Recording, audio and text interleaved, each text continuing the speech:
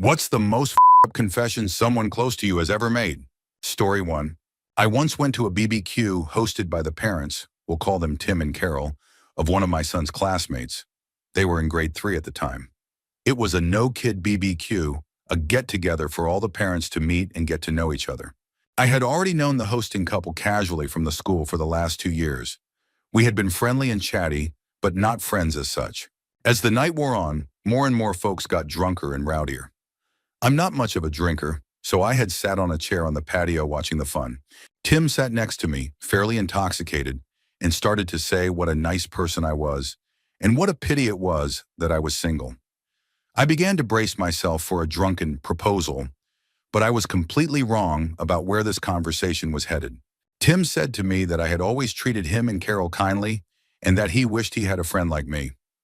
I was feeling uncomfortable and was looking for an excuse to leave, when out of nowhere, he said he had a confession to make. I was now getting up and looking to leave. He stopped me and said that he had to tell me a secret. When he was 19, he had ended the life of his stepfather after he had hurt his mom one too many times. He went into a few specifics about what he did with the body, and for the last 16 years, everyone thought that the stepfather had run away.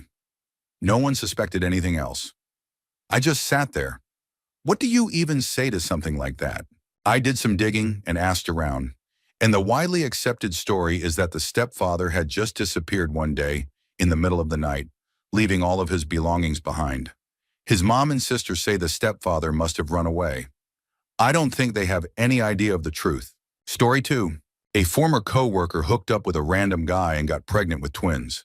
Several months in, she reached out to the guy, and after they chatted more, he mentioned being mildly autistic. Her response was to start buying various pills and substances off the street to try to cause a miscarriage because she refused to have children who might be neurodivergent. What ended up happening, though, is that it didn't work, and she permanently harmed those children for life. They were born underdeveloped and now have a ton of medical issues. No idea why she decided to tell us that. I can't imagine how their father must have felt. Story 3. I went to high school with a guy who was adopted from India when he was a teen. And since he didn't know English, he was placed 2 grades behind. He was 20 as a senior and got expelled when a girl, who was known to be a compulsive liar, accused him of threatening her with a screwdriver in woodshop and attempting to assault her. People generally believed her because he had a reputation for making younger students uncomfortable. That same summer, I was at a concert and happened to spot him in the crowd, so I felt compelled to ask what had happened. I figured he would default to, "It isn't true," since he didn't even know me. But no, he said he held the screwdriver to her neck and tried to get under her skirt, but she fought back. He said it was unfair that he got expelled because he didn't even go through with it. He genuinely thought that failing to succeed in doing something wrong meant it didn't really count. I was 15 at the time, and to this day, it's the most disturbing piece of honesty anyone has ever shared with me. Story 4. Years ago in college, I had a nighttime class, and sometimes we would go out for drinks afterward. There was this one guy in class who seemed nice but very closed off. He always wore long-sleeve black shirts and jeans, even when it was warm. One night at the bar, after a few beers, he told me that he was a former member of a hate group and that among many other awful things he had done, he had gotten out of prison 2 years prior after a conviction that had been reduced to aggravated manslaughter, I think. When he was 18 or 19, he and his friends violently ended the life of a man for no reason other than prejudice. He was in his late 30s or early 40s when I knew him. According to him, they saw the man walking, minding his own business, and targeted him simply for being different. He admitted it had been premeditated. Since then, he said he had realized the horror of his past and wore those long clothes to hide old tattoos he was in the process of removing and covering up. He carried a lot of guilt for who he used to be, and ended up becoming a counselor for teens involved in gangs. He had even tried to contact the family of the man whose life he took to apologize and ask for forgiveness, but they wanted nothing to do with him. Last I heard, he was married with a daughter and attending therapy. Story 5. It's tame compared to other stories, but I had a bunch of online friends I played video games with from a young age. One of them had a neighbor who was around 23, and I really connected with him when I was 12. He was like the big brother I never had. We'd chat almost every day for years and play games together with our group, watch shows and movies together. Like we were as close as online friends could be. He'd even buy me games, expansions, and game time. And I truly saw him as family. Things changed when I turned 16. He started acting really strange and confessed that he had developed feelings for me. He talked about wanting children, a long-term relationship, everything with me. He was really the only close friend I had. And being young and kind of lonely, I tried to gently reject him. He didn't take it well. He blew up on me and said some truly awful things. He blocked me, and a few years later, he reached out again. I was lonely and missed the friendship we once had, so I gave him a second chance. It wasn't long before he started making those same kinds of comments again, and about how I was perfect and how he'd always known there was something special about me. I was 20 at the time, but it still felt incredibly inappropriate. I didn't even bother rejecting him that time. I just ghosted him. I know it's not the worst thing ever, but it really warped the way I viewed friendships and relationships for a long time. Story 6. My ex and I were together for a long time and have 4 kids, now teens. We spent a lot of time arguing. I've never argued with anyone as much as I argued with him. Everything I said, did, or thought seemed to be wrong in his eyes. At first, I thought he was just giving honest feedback and that this was an opportunity for me to grow. So I took his words seriously and tried to fix anything he pointed out. But over time, I noticed that once I corrected something, he'd say I should go back to how I used to do it. When I brought that up, he denied ever saying any of it. Eventually, I started doubting my own memory. It was gaslighting. I gave up trying to make him happy because it was clearly impossible, though he passionately argued otherwise. I accused him of just loving to argue, which he vehemently denied. By then, I was emotionally drained and constantly stressed. Even after we separated, as much as we could while co-parenting, he would still start arguments every time we saw each other. Just seeing his number pop up would make my teeth clench. I'd think, what is he going to argue about now? Recently, he came over to visit the kids. They were in the living room talking and hanging out for a couple of hours. Eventually, they wandered off to do other things, and I was doing the dishes while he and I chatted. We talked about how one of the kids wanted to join the debate team, and he gave his thoughts on how to win a debate. What followed completely shocked me.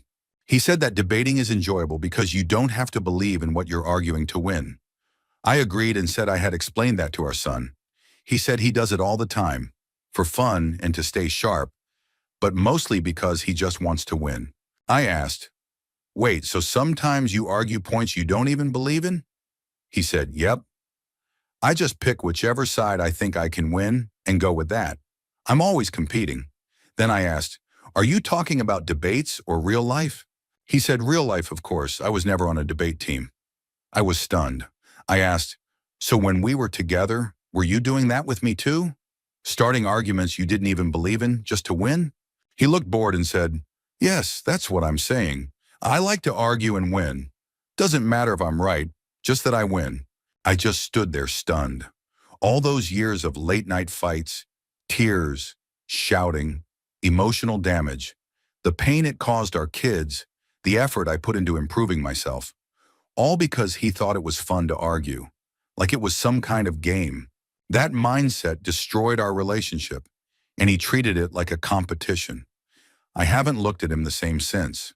I still can't fully process that conversation. It's one of the most unbelievable things I've ever heard. Story 7. My former boss and close friend at the time admitted to having an ongoing inappropriate relationship with his adopted daughter. They adopted her at age 14, and he claimed that nothing happened before she turned 18, as if that somehow made it acceptable. But the timeline never added up to me. I'm pretty sure it started when she was 16 or 17. The adopted girl took the brunt of the blame, got kicked out of the house, while she was still 18, I believe, and he and his wife are still married, living in the same home. We're no longer friends. As for the girl getting all the blame, the wife accused her of seducing her husband. Honestly, the wife might have been even worse than him. Eventually, I left the company. I couldn't trust or respect him anymore. I've had several run-ins with his wife over the years, ranging from her passive-aggressive attitude toward me to outright accusing me of ruining their company and family. I ended up moving around and advancing in the industry we were in, and now I make twice what I did back then. I saw the girl once, several years ago, but didn't get a chance to speak with her. I hope Lori is doing well. Story 8. After my grandfather on my dad's side passed away, one of my cousins revealed that he had been unfaithful for many years. As long as I could remember, my grandfather had been involved with another woman, his so-called girlfriend. They had been together for decades. Back in the 1970s, my grandmother had died from what was called an accidental overdose of insulin. She was a type 1 diabetic. But what had really happened, according to the family, was that my grandfather had been cheating on her for years with the woman he stayed with until his death. My grandmother found out and eventually couldn't take it anymore. She took her own life. That revelation definitely explained why my dad had such a strained relationship with the rest of the family. It was kind of an open secret, but no one ever acknowledged how wrong my grandfather's behavior was. Apparently, some in the family thought my grandmother was mentally unstable and didn't really like her. But that doesn't excuse what happened. Story 9. My grandfather was a hobo during the Great Depression. Not a bum or a tramp, but someone who rode the rails, hopping onto freight trains to travel between cities. He had a lot of wild stories, but one in particular has stayed with me. He and two other travelers were caught by armed railroad police while riding a train. One of the guys he was traveling with was black, and the railroad police forced him to jump off the moving train. I remember asking my grandfather, as a 10-year-old, did he die? He said he wasn't sure, but probably yes. Fun fact, there are tons of threads on Quora about what happens if you jump out of a train going 50 miles per hour. The train they were on was probably moving somewhere between 45 to 75 miles per hour, based on the era. I did a lot of research on it later because I was really shaken by the story growing up. So yes, Gramps, he probably did die. The railroad police beat the other two, including my grandfather, and then forced them off at the next rail yard once the train came to a stop. Story 10.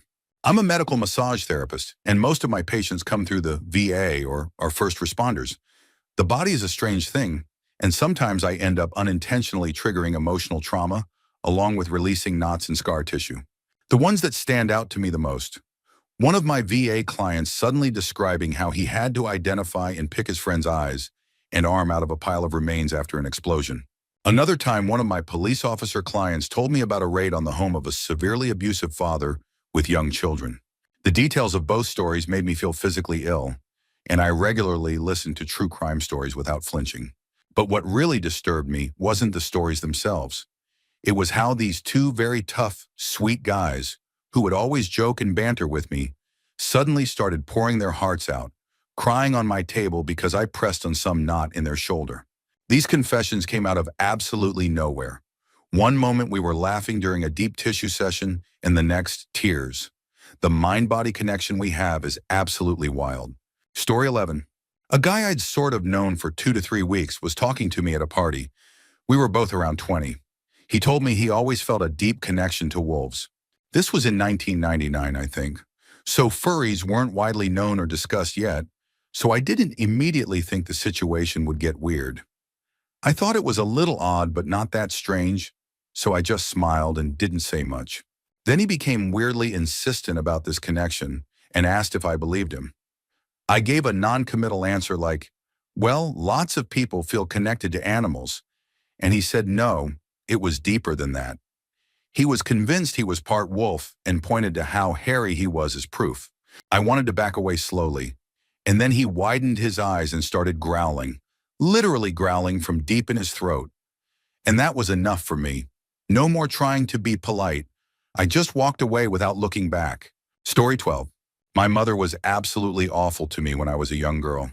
She would hit me, constantly belittle me, say horrible things about me to my siblings, try to embarrass me whenever I had friends over, and tell my dad that I was a terrible person, accusing me of trying to tear them apart just because I told him how mean she was to me. It was relentless. Eventually, my dad did divorce her because she really was difficult to live with. I was always terrified of her. I never understood why she treated me so badly. By my mid-20s, I cut contact and distanced myself because, even as an adult, she was still cruel. I used to wonder, what did I do? Was I a bad kid? Am I a bad person? But I had straight A's, was valedictorian, never got into trouble, earned a full athletic scholarship, and now I run 2 successful businesses. Even my siblings would say, yeah, mom just doesn't like you. Fast forward to my mid-30s. This year, she came to me and said to my face that she had hated me and was always jealous of me as a child because I was beautiful and free-spirited. She said she envied every part of my existence and didn't know why she felt that way toward her own child. She said I was her biggest regret for how she treated me and for the way she felt. I told her I appreciated her honesty, but that I held no space for her in my life. She broke down.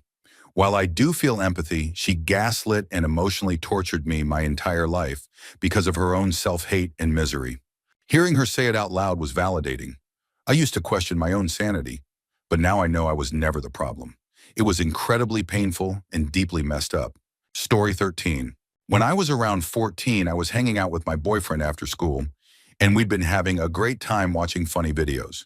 We started hearing sirens periodically in the distance, and he said he'd better get going. I asked why, and he told me something like, "I better make sure they haven't found her." I asked what he meant, and he told me his mother wasn't going to let him come over because he hadn't done his homework, so he pushed her down their apartment stairs, which broke one of her legs. He stepped over her and walked out their front door, shut and locked it behind him, and left her there, injured and screaming with a visible bone injury, so he could visit me. He was so calm and happy, even while telling me this, that no one would have suspected a thing. He said he left her there to die so he wouldn't have to worry about getting permission anymore. Then he told me he loved me, hugged and kissed me goodbye, and started walking home. I didn't see him for a few years because he was arrested on the way home and ended up in jail. She survived, by the way. As an adult, a childhood friend of mine told me she knew her current relationship was failing. She started venting about how her partner kept threatening to leave after major fights, how she caught him messaging other women on dating apps, and how he had recently smashed their TV during an argument. A few days later, I was visiting while she babysat some kids, and he got home from work early. Suddenly, she came out with a shotgun from their bedroom, fully loaded, and started waving it around at him and past the kids. They were both yelling at each other, and he kept asking if she was okay and begging her to put the weapon down. A few days later, she told me she'd found a solution. A baby would fix this. I had been pointing out the abuse and toxicity for months, so I was completely shocked. I told her straight up that a baby fixes nothing and would only make things worse and more stressful. They could barely take care of the son she already had, and part of their fights came from financial struggles. She seemed to agree after a long conversation and hearing the same from others. A couple of months later, I got a call that it worked. I asked, "What worked?" She said she had poked holes in all their condoms with a sewing pin and had gotten pregnant. It didn't take long before things escalated. He nearly strangled her, and their relationship finally ended. Story 14. This wasn't said directly to me, but to my friend. We were at another friend's party when my friend was drugged and overdosed. Her boyfriend, I, and another person tried our best to get her help, but the host of the party refused to let us call an ambulance. The boyfriend ended up calling his mother, who was a nurse, and they got her to the ER in time. Afterward, my friend was extremely nervous about going out and was afraid because she had no idea who had drugged her. Months later, the girl who hosted the party admitted that she actually knew who had done it, but didn't want to get anyone in trouble. By the time she confessed, it was too late for any legal consequences. The party host had watched as my friend became violently ill and unconscious, and still chose to protect the person responsible because they were friends. It seriously affected my friend. Even worse, the host continued partying with the person who had brought the drugs and allowed her to keep drugging other people, and she said nothing. Story 15. So I'm friends with a family. My original friendship was with the dad. We had a shared activity. Then I became friends with the daughter. She came back from college and also joined the same activity. And shortly after that, I got to know the mom, the son, and the whole extended family. It was around Thanksgiving. The mom and I were drinking in the kitchen and getting to know each other. Kind of strange, since we'd both heard years of stories about each other, but had never actually met. Then Grandma, Mom's mom, walked in, looked at us and said, "Did she tell you my brother harmed her?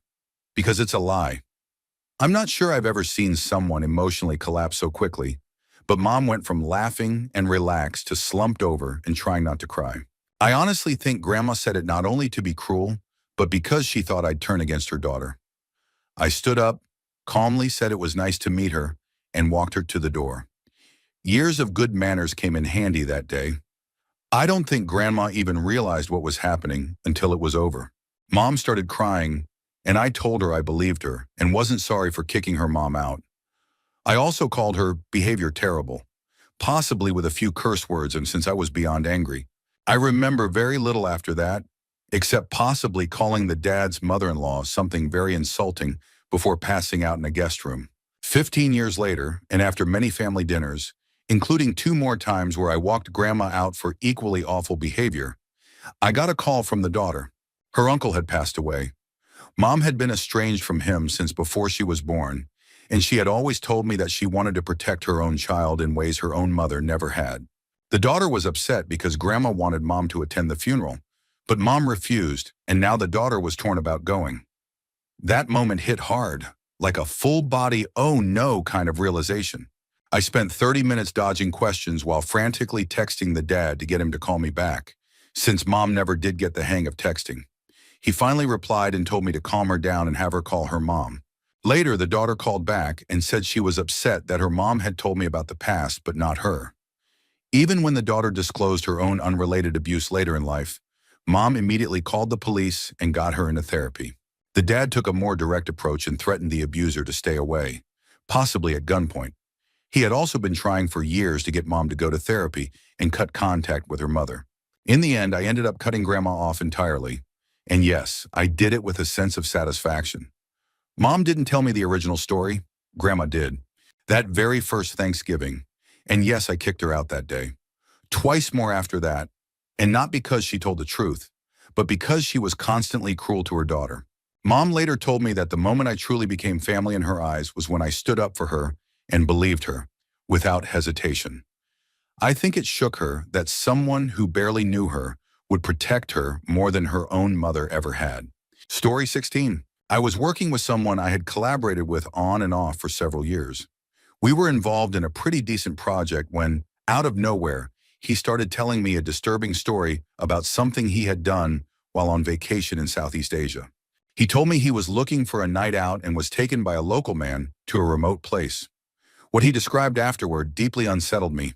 It became clear that what he had done involved someone extremely vulnerable, and that he went through with it without hesitation.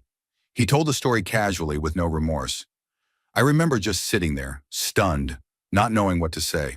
That conversation stuck with me for a long time. I ended the professional relationship shortly after that. I never looked at him the same again. Story 17. One time, a co-worker and friend of mine randomly shared something deeply personal. We were in our 40s, both professionals, and it was around 10 a.m. We were just sitting in a diner talking casually when she told me that when she was 16, something traumatic had happened involving her father. It had resulted in her needing medical care, and it was something she had carried with her for years. What surprised me most was that her mother had known about it and remained with him, despite everything. Even more surprising, she stayed very close to her mom and sister, her sister having known the full story but never experiencing anything herself. It left me confused and a little shaken. She clearly despised her father, but everyone else seemed to have moved on like nothing had happened. After that, I found it hard to process being around her and her family, knowing what I knew.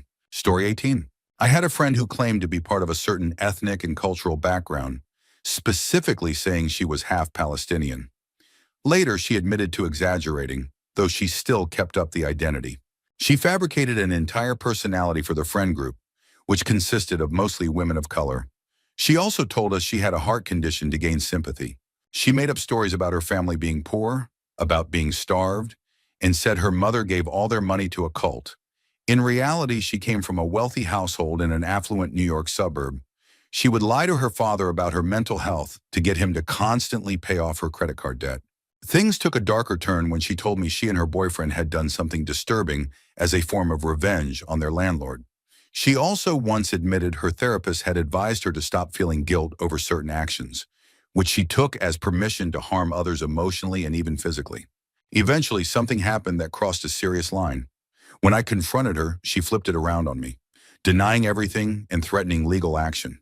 She accused me of making it all up to target her for her mental health issues. That experience completely shattered my trust. It's wild how someone can fool everyone for so long until they can't anymore. Story 19. My best friend suddenly disappeared one day. We were supposed to meet, and he never showed. After days with no word from him, I finally got in touch with his mother, who gave me a number to text. When I heard back, he told me we'd talk in a month. I was immediately worried. He had recently gone through a rough breakup and had been spiraling a bit, so I thought something serious had happened. Maybe a health scare. As weeks passed, I feared the worst. When we finally met, he looked pale, distant, like the weight of the world was on him. He told me he couldn't come inside the house. I thought he was sick and avoiding germs or maybe trying to protect us. I got in his truck and he began to drive. After a long pause, he sighed and said, "I'm going to prison." I braced myself, thinking maybe it was a tragic accident or something minor that had escalated. But then he told me the charges, and I was absolutely stunned. They were serious and they involved material that harmed children. I felt sick.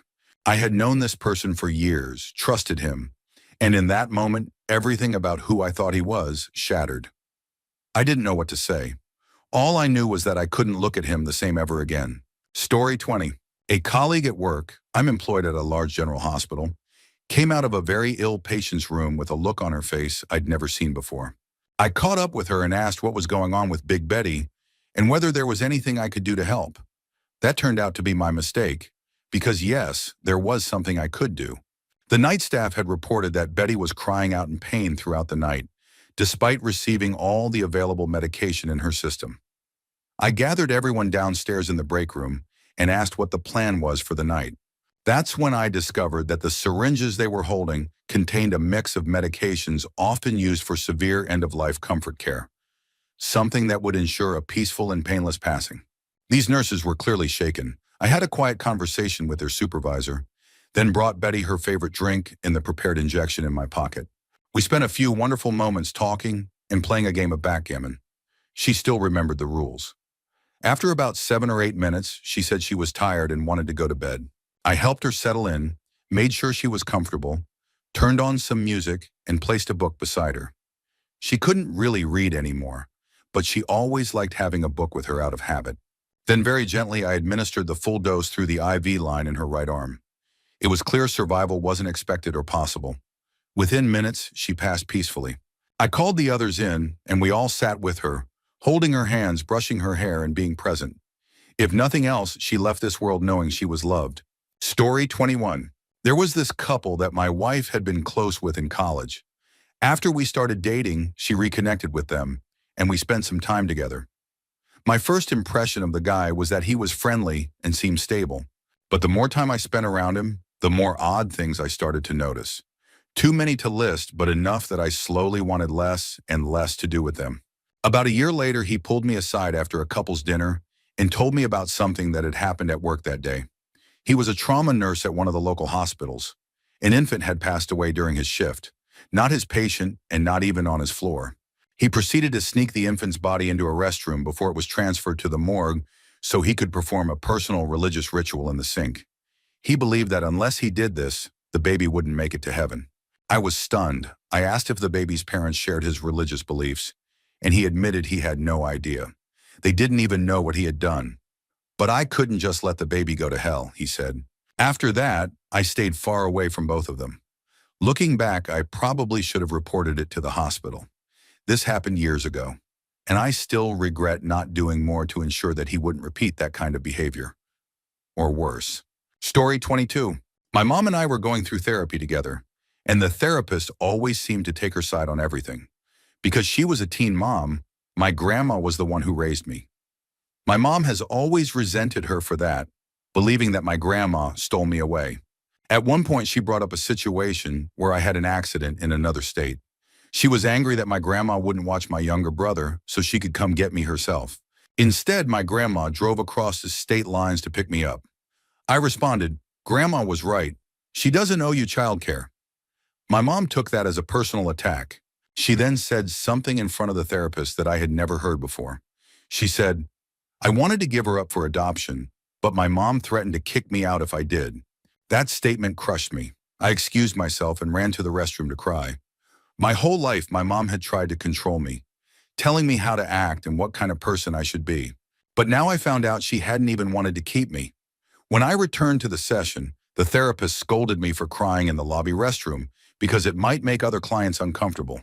I stopped bringing my mom to therapy 1 or 2 sessions later, and I quit therapy entirely a few months after that. Story 23. My mother and I were hanging out late one night, watching TV. I was a freshman in high school at the time, and it was one of our first weekends together since my father had taken over custody a year prior. She seemed a little out of it when she suddenly whistled to get my attention. I looked away from the screen, and she said, "I want to tell you something, but it's a big something. You can never tell your sister, or your dad, or anyone." I remember the absolute wave of fear and confusion that hit me. I nodded silently for her to go on. She told me that when she and my father were together, she had been seeing someone else. Someone who, she said, looked a lot like my sister.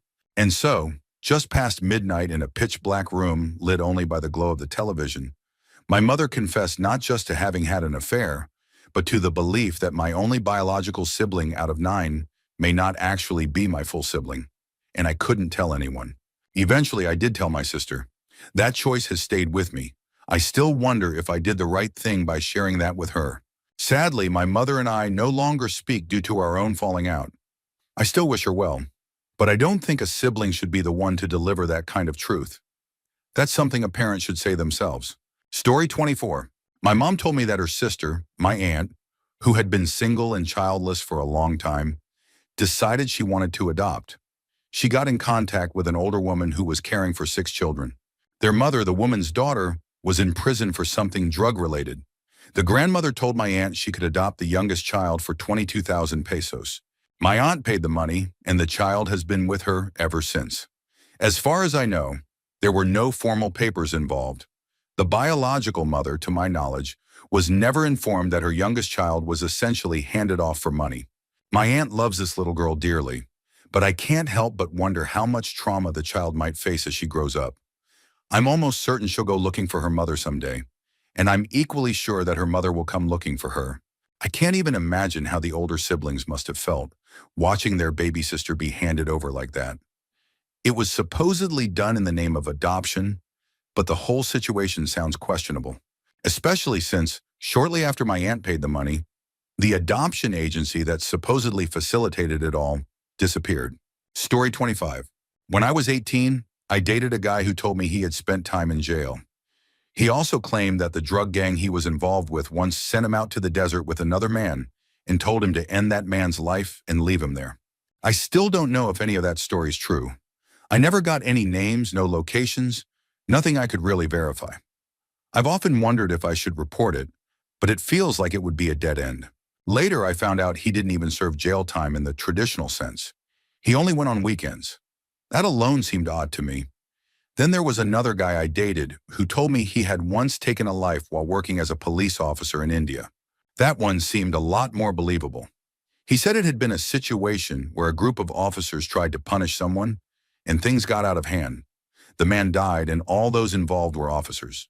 Looking back, I've dated 2 men who casually told me they had killed someone. They both seemed completely normal on the surface. And it's made me wonder, are there really that many people out there who've done something like that?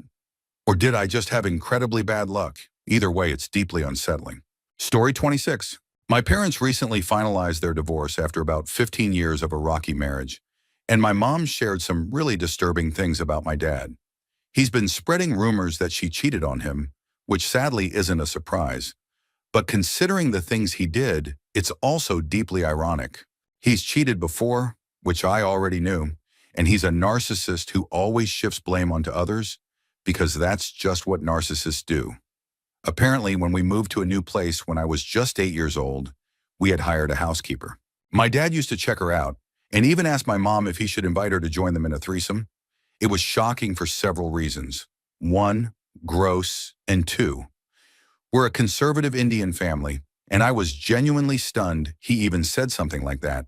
And my mom gave me a trigger warning before this one. On the day of her 40th birthday, my dad asked her if she wanted him to hire a male escort to entertain her. She obviously said no. I asked her if he was joking, and sadly he was completely serious. Maybe that sort of behavior is normal for some people. I'm not judging, but it was incredibly inappropriate and weird coming from my own parent. It just made me realize how chaotic things really were behind closed doors. Story 27. Whenever I have someone new join my section at work, I always try to talk with them and share stories to get a sense of who they are and help them feel more welcome. For this story, I'll call him Ray. Ray was only a couple of years younger than me at the time. We were both in our early 20s, and he seemed eager to get along with everyone. I was showing him how to stock products in the back of our section while we chatted, and somehow we got onto the topic of his personal life and what he'd been through recently.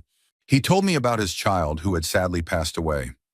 I think he said the little boy was only 1 year old. Ray had been seeing a girl briefly before she ghosted him. Then suddenly she called him out of the blue. Before she could say much, he asked if she was pregnant, and she admitted that she was. She kept in touch for a while, but then she cut off contact again and completely disappeared. Around New Year's, Ray got a phone call from the girl's father. The man said something like, "I'd want someone to tell me, so I'm telling you, you're a father now." Ray tried to get custody of his child, and as he told me the story, I watched his face twist with emotion. It was clearly hard for him to even continue talking. I'm not sure what kind of visitation he was allowed or how the legal process played out exactly, because I was so stunned by everything I was hearing that I didn't know what to ask. He went on to say that the child's mother was against vaccinations, and the little boy got very sick. Sadly, he didn't have the strength to fight off the illness, and he passed away. I had only known Ray for a few hours at that point. He was barely 21, but he had already lived through so much, both physically and emotionally. I haven't seen him since, as he no longer works with us, but I still think about him from time to time. I genuinely hope life turns out better for him. He deserves a break. Story 28. In my hometown growing up, there was a man I'd heard about and occasionally crossed paths with. He was 13 years older than me when I was in high school. He had a reputation as a serious troublemaker, someone who dealt drugs like Xanax, coca, and more. He'd often give them away to get people hooked so they'd come back as paying customers. Or worse, so he could manipulate women into doing things for him. And for some reason, he decided to run most of his business at my school, which was 2 towns over from where he lived. People said he had been involved in violent situations. He looked and acted like someone who had completely given up on life. And honestly, I don't blame anyone who thought the world would be better off without him. I've thought the same myself. But despite all that, I used to hang out with him now and then. One time I asked him why he was the way he was and why he never tried to change. He looked at me and said something I'll never forget. Once you start digging that hole, after a while it becomes too deep to get out. My first reaction was anger. Like, how could this guy just give up while still breathing? He admitted to knowing what kind of person he had become and even showed a hint of wanting to be better. But somewhere along the way, he convinced himself that change wasn't possible, and he just kept going down that road, dragging others down with him. Sometimes I wonder how different things might have been if someone had helped him sooner, or if he had truly helped himself. But I try not to dwell on that. What's done is done still. If I ever get a terminal diagnosis or something, I've got a list in my head, and I definitely make sure he's on it. Story 29. There was a girl I met who had moved from a conservative country to Germany for her university studies. During her time there, she had several relationships, something that clashed sharply with the expectations from her home culture, where premarital relationships are strictly discouraged. She was already engaged to a cousin back home. In her culture, it's common for the wedding night to be viewed as a confirmation of purity, and some families even have traditions that involve displaying the bedsheets as proof. She told me she was terrified of what would happen if her family found out about her past. So she underwent a medical procedure and used a device or method designed to simulate that physical proof on her wedding night. I had never heard of anything like that before, and I still don't know how much of it was true. But the way she told it, I don't think she had any reason to lie. The whole situation was disturbing. Not just what she had to do, but the pressure that led her there. It made me realize how much fear and trauma some people carry silently, just to meet expectations that others impose on them. Story 30. When my grandmother passed away in 2007, my mom shared something I'd never known before. She had a baby as a teenager and was sent away to live with the nuns. The baby had been placed in a closed adoption, meaning there was no contact or information shared. My mom had always hoped to find her first daughter again, mainly to warn her about a genetic heart condition that ran in the family. Thanks to the internet, she was able to start searching. There were tools and communities she never would have had access to years earlier. Fast forward to 2018, my mom is in the hospital, very ill. While I'm sitting beside her, the phone rings. She answers and I overhear her say, "Oh no, sweetie, I'm not going to die." And she ends the call with, "Okay, I love you too." I was confused because all the women in our family were already present in the room. So I asked, "Who was that?" Innocent question. My aunt turned pale and muttered, "Oh God, you don't know." Immediately I put two and two together. Was that my sister? My aunt looked relieved and said, "So you do know." Okay then. I was stunned. I knew about her, but I didn't know Mom had made contact. When did this happen? My aunt looked away, cleared her throat and replied, "Almost 5 years ago." Story 31. A former friend of mine once shared a disturbing story that her current fling had told her, apparently to impress her. Personally, I think the entire thing was made up, which somehow made it feel even more unsettling. The guy claimed he worked for a crime scene cleanup company, handling sanitization and biological cleanup. He said that he and a co-worker were alone at a site where someone had passed away in a bathtub. According to him, they were left alone with the body to handle the cleanup. Then he told her that he'd always heard the femur was the strongest bone in the body, so he tried to break it over and over, but couldn't. That was his story. When my friend told me all this, I was speechless. My jaw was practically on the floor. What shocked me even more was that she didn't see anything wrong with it. In fact, she got upset with me when I pointed out how disturbing it was. I even said it sounded like a massive red flag, but she brushed it off like it was just a weird joke. To this day, I still can't wrap my head around how someone could share a story like that, think it was funny, and how anyone could believe it, let alone not see it as an issue at all. Story 32. My best friend and I were in 10th grade at the time. She had just started dating a senior whose best friend was a 22-year-old guy, pretty popular around our small town. One evening after school, we all met up to hang out. The guys had already rolled some blunts before we arrived. My mom had always warned me never to smoke anything unless I saw it being rolled, so I didn't that night. While we were hanging out, the 22-year-old started telling us that he liked to lace everything he smoked with women. He said it made them more willing. According to him, they would stay awake and enjoy it, but wouldn't be able to fight back. I was horrified. I told my friend we needed to leave immediately and she agreed. We both promised each other never to smoke or hang out with them again. Over the next few days, he kept trying to get us to come back, saying he could make us feel good and comfortable. But this was also the same guy who bragged about hurting his child's mother when she didn't listen, and cheating on her with both willing and unwilling women. It was terrifying how open he was about all of it. Sadly, a lot of girls in town had stories about him, but no one ever pressed charges. His dad was someone powerful in the area, and people didn't think they'd be believed. It was one of the scariest real-life examples of how someone can get away with horrible things just because of who they're related to. Story 33. Two girls in my class had a crush on the same guy. I was mature enough at the time to ignore my own feelings because I honestly thought crushes were kind of gross. This guy had a sister. I was close friends with one of the girls, but not so much with the other.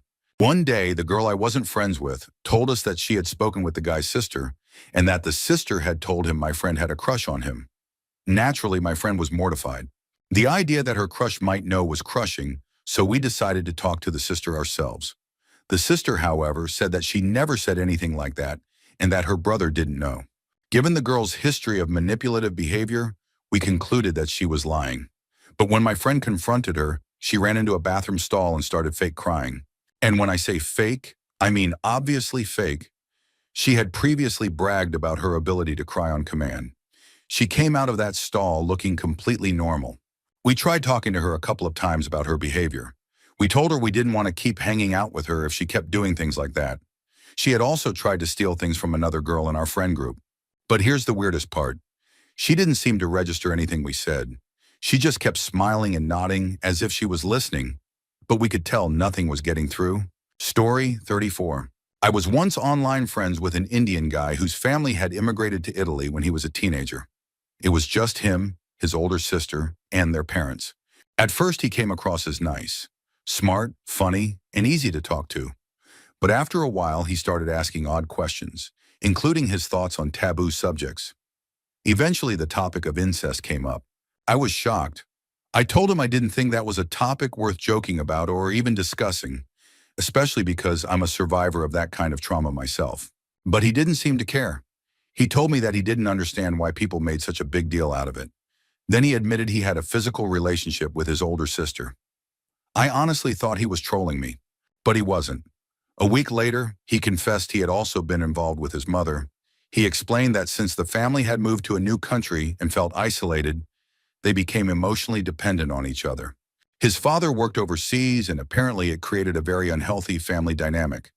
I was horrified and blocked him immediately after that last message. It was one of the most disturbing conversations I've ever had online. Story 35. A client of mine, a woman in her 50s, once told me that her son, an 8-year-old boy, didn't know the truth about his family. He and his younger brother, age 3, believed they were her biological sons, but in reality, they were her grandsons. She had been raising them ever since her niece gave birth to them. Here's where it gets complicated. Her adult son, who still lives on her property and doesn't work, had gotten his first cousin pregnant in their 20s. That's who the children's biological mother is. And the son, who is technically their biological father, contributes nothing to the household. He lives in a room on the property, has meals brought to him, and spends his days watching TV with the door shut. Even worse, he encourages the older boy's violent outbursts toward the woman raising them, his own mother. Every time she tells him that she can't continue supporting him, he threatens to harm himself in front of the children. So she lets him stay. It was honestly one of the most heartbreaking situations I've ever heard.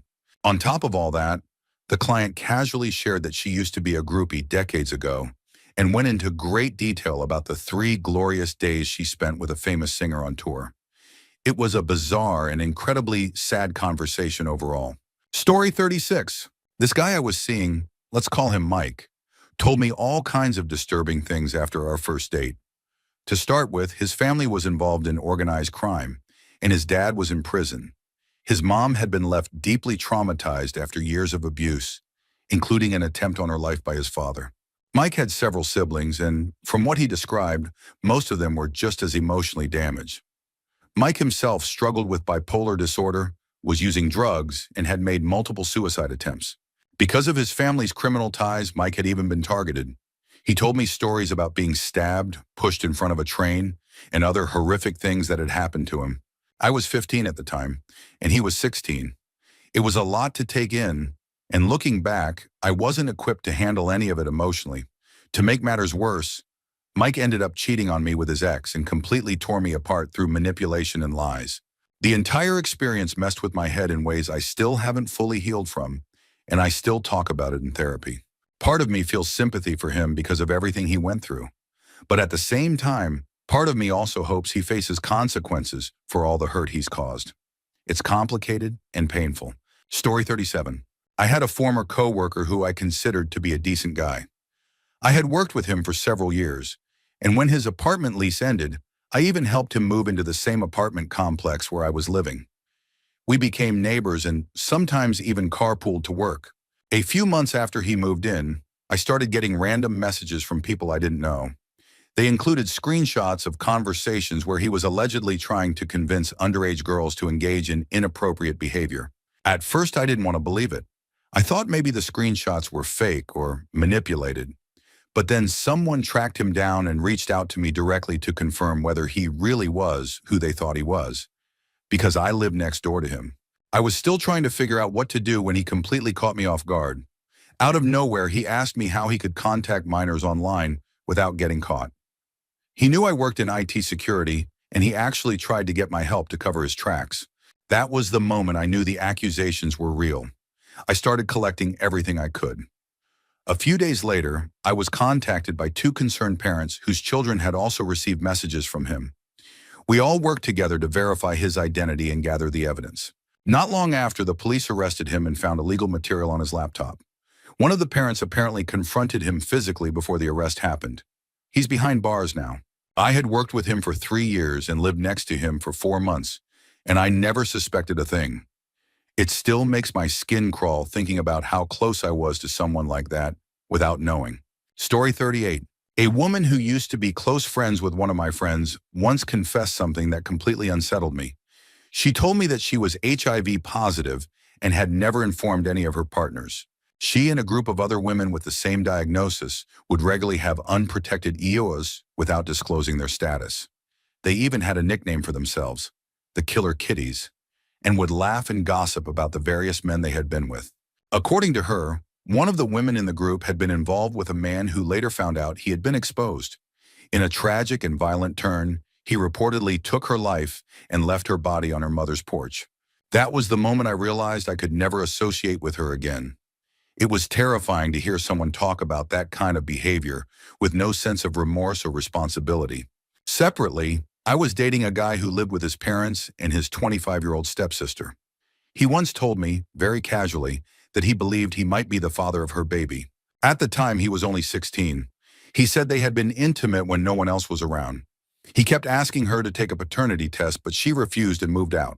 She later told her parents and him that she had a boyfriend, someone no one had ever met, and that this mystery boyfriend was the father of her child. Everyone seemed to believe her. To this day, I still don't know what the truth really was, but I've never forgotten that confession. Story 39. My father and his brother both married twin sisters, my stepmother and my aunt. My stepmother divorced my dad 20 years ago, but even now he still refers to them as the twins. My aunt and uncle had 3 children. The eldest struggled with drug addiction for 30 years. Their second child tragically passed away at just 2 months old. Their third child was conceived naturally after years of painful and exhausting fertility treatments. I can't begin to imagine the emotional toll that kind of family journey must have taken on them. A few years ago, while visiting my father, I brought up their situation. I said that no one should have to endure that level of grief. Without hesitation, my father replied, "Well, they're not very nice people." I was stunned. He was implying that they somehow deserved the tragedies they experienced. And this was his own brother and sister-in-law he was talking about. I was too shocked to respond right away, and he continued. "They aren't good people," he added, giving me that judgmental look, arms crossed, eyebrows raised, like he expected me to agree. That moment sealed it for me. My father has always had narcissistic tendencies, but hearing him speak that way about his own family members made it clear I needed to cut ties. That was the last real conversation we had. I've never told anyone this before. Who would I even tell? My siblings have no idea what kind of person our father really is. They probably judge me for not speaking to him, but I've never shared the full story. And honestly, I hope I'm the only one who truly knows just how cruel he can be. I wouldn't wish that knowledge on anyone else. Story 40. My stepmother has a family member we'll call Tom, who everyone in the family knows as the nice one. He's a big teddy bear type. Looks like Santa Claus.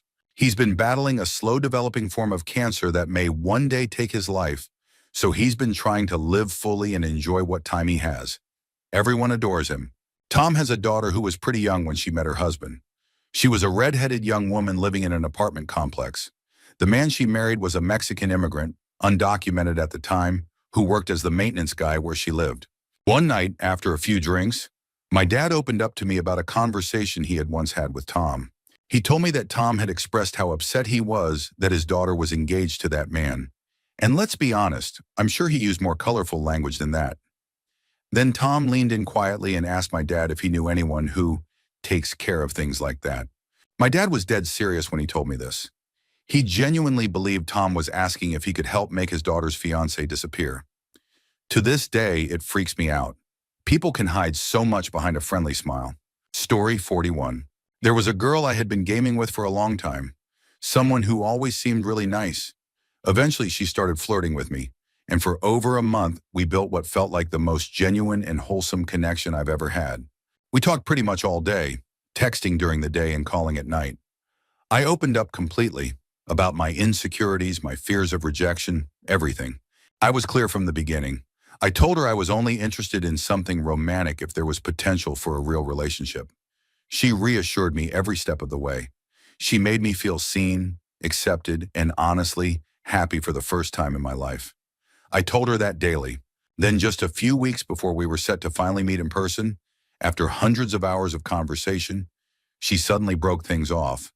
Eventually, she told me she had changed her mind and wanted to get back with her ex. I was devastated. I spiraled.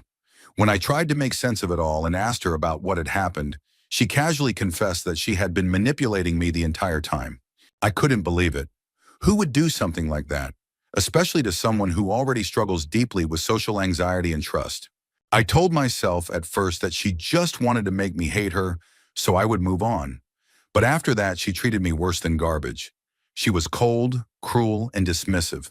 It hurt so much that I had to cut her out of my life entirely. That 1 month of emotional manipulation left me shattered. I've been on antidepressants for 4 months now and still trying to recover. And that's saying a lot, considering I was severely bullied as a child, raised by emotionally immature parents, and was physically and mentally abused by a former girlfriend nearly 2 decades ago. She admitted what she did. Like it meant nothing. I've never met someone who could fake being such a kind person so convincingly. At this point, I no longer think she was pretending to be cruel to make me move on. I believe she really was capable of that kind of harm. A genuinely good person wouldn't have done what she did. Not intentionally. Story 42. I made a friend during a study abroad semester, and we ended up going out to the same 2 bars almost every night. On our very first night out, the owner of one of those bars assaulted me and another friend. Despite that, my so-called best friend convinced me it wasn't a big deal, and somehow I ended up going back.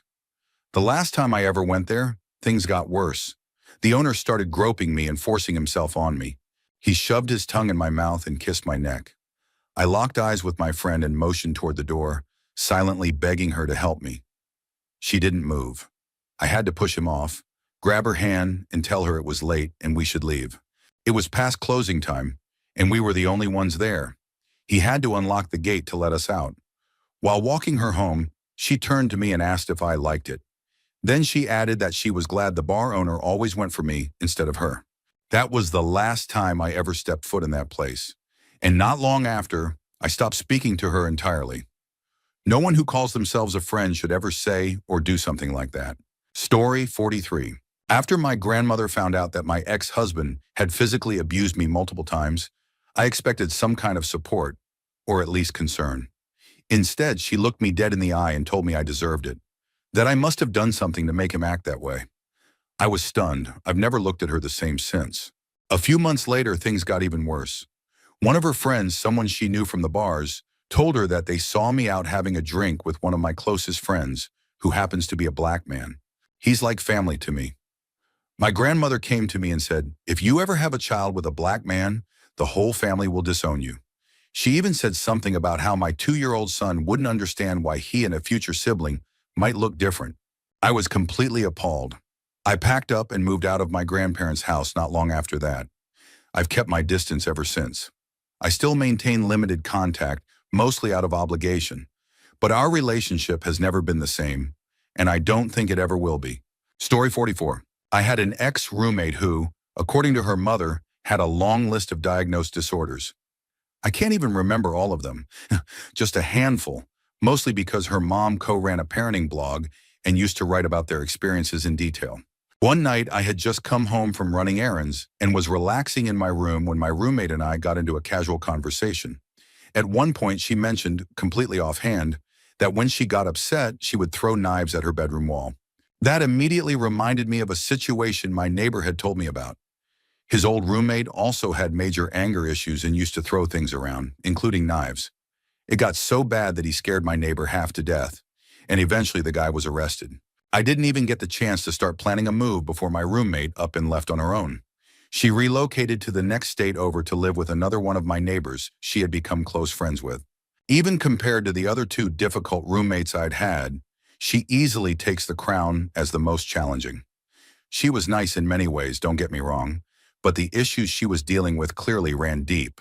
A lot of it likely stemmed from the various conditions her mom used to write about. It was one of the most intense roommate situations I've ever experienced.